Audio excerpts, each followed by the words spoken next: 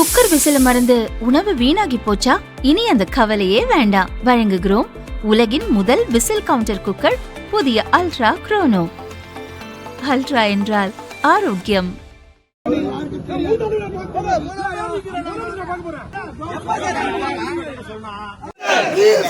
முதலமைச்சர் நாளை கூடும் சட்டமன்றம்,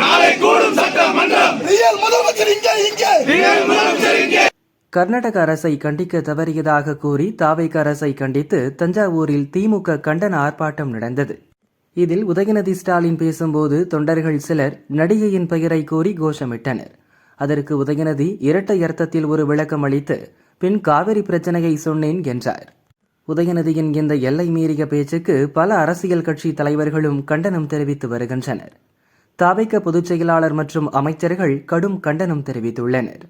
தாவேகவினரிடையே பெரும் கொந்தளிப்பை ஏற்படுத்தியுள்ளது. பொதுவெளியில் பெண்களை அவமானப்படுத்தும் வகையிலும் ஆதாரமற்ற குற்றச்சாட்டுகளை வைத்தும் பேசிய உதயநிதி மீது கடுமையான நடவடிக்கை எடுக்க வேண்டும் என டெல்லியில் உள்ள தேசிய மகளிர் ஆணையத்தில் தாவேக சார்பில் புகார் அளிக்கப்பட்டுள்ளது. இந்த அவதூறு பேச்சை கண்டித்து தமிழகம் முழுதும் இன்று தாவேக மகளிர் அணியினர் மற்றும் தொண்டர்கள் ஆர்ப்பாட்டத்தில் ஈடுபட உள்ளனர். உதயநிதி மீது அனைத்து மாவட்ட போலீசிலும் புகார்கள் அளிக்கப்பட்டு வருகின்றன. தஞ்சை எஸ்பி ஆபீஸில் தாவேக மகளிர் அணி தலைவி பைரவி புகார் அளித்துள்ளார். இந்த சூழலில் சென்னை நீலாங்கரையில் உள்ள உதயநிதி வீட்டை சுற்றி போலீசார் குவிக்கப்பட்டுள்ளனர்.